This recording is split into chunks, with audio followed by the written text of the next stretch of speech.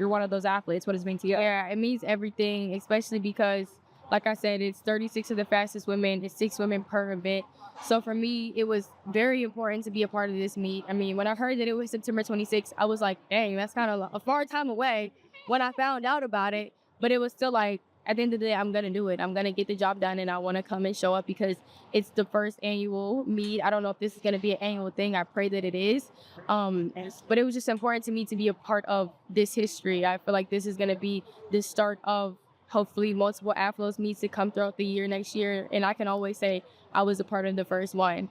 You previously said this has been one of your toughest track seasons. Can you walk us a little bit through this journey of what it's been like to have the disappointment in Budapest in 23, leading up to the now and being here? What's it been like? Yeah, I mean, it's just a journey. You know, I feel like the glorious things and the amazing accolades don't come easy. So for me, truly, I mean, I just took those losses and took down times when, you know, just as a learning experience. And it was very uncomfortable. It was pretty unfortunate when, you know, those things did happen. But I mean, I don't want to say I'm glad that it did happen, but who would have known if it didn't happen where I would be now, because I think it just built that endurance in me. So yeah, I mean, I just feel like it's a part of sports. I mean, it is what it is. I'm here now. I'm an Olympic champion. No one can ever take that from me. And, you know, it is what it is. Just here talking.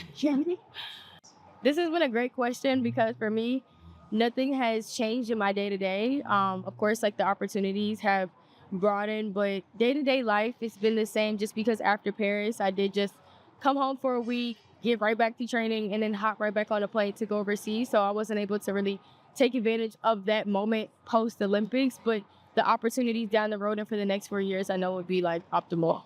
I guess today they also announced you as part of Grand Slam track for next year. What's got you most excited about that?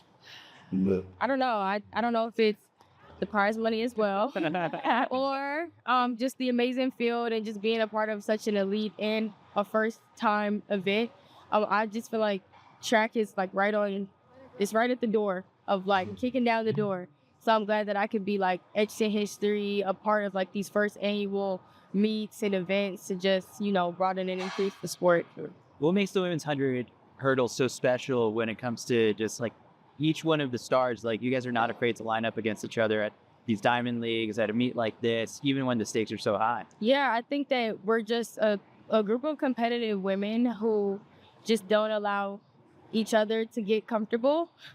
And I think that that's another reason why it hasn't been too hard for me to just stay locked in for so long, because I know like just as much as I'm bringing the heat, others will bring the heat as well. And I mean, every time I step out onto the track, it's an opportunity, and I never want to take these opportunities for granted. So for me, it's just an honor to be, you know, a part of that great group of women, to be so young, because I'm only 24. And, you know, I just feel like this is just history in the making. The times that we're running, people have not seen just on a consistent basis, and we're just making it look pretty normal now. You've been able to come up so clutch this year, like when it matters most, obviously at the trials and then at the Olympics. Now that you've had a chance to like reflect on those races, like what is it that made that clutch gene just kind of kick in at the right moment? That's a really good question. I just felt like, you know, I just understood the assignment and understood that no other race is as big as these races, and it doesn't matter what you do before or after, as long as you do it here. That's the most important thing. So for me personally, I think that, you know, just focusing on the goal at hand, and that was, of course, to win the Olympics and complete that goal. You know, it just was like no other. I mean, like I said, no one can take it from me. I mean, I didn't win any races leading up to the trials. No one counted me in at the trials. And people probably didn't even have me. I mean, I didn't even have myself winning the Olympics before trials. So, I mean, you know, it is what it is. It's just, I'm just glad that, you know, I showed up when it mattered most. And, I mean, like I said, can't nobody take it from me. So, What's your impression of what she's done for track? I mean, honestly, I'm mind blown, but then again, I'm not, because she's a Harvard grad. But when I seen that she was on the panel with Alexis and they were talking about this meet, I was like, oh yeah, this is going to be a great meet because Gabby's a part of it. So when I seen it initially, I was just like, yeah, this is something I want to be a part of. I know someone in the track space wasn't going to allow this meet to just be like, you know, thrown together. I knew it was going to be run very well and everything was going to be in alignment. So when I see her, like I said, sitting down with Alexis, I was like, yeah, this is going to be something good. I just think that a lot of us athletes are speaking out more.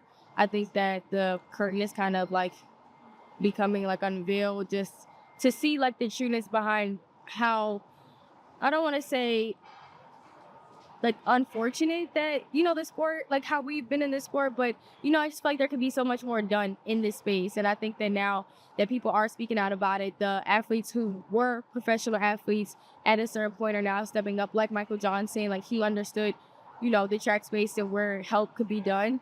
So I just think that, you know, social media makes it really easy to speak about the things that are going wrong in the sport. And I'm just glad that people in the sport and outside of the sport are starting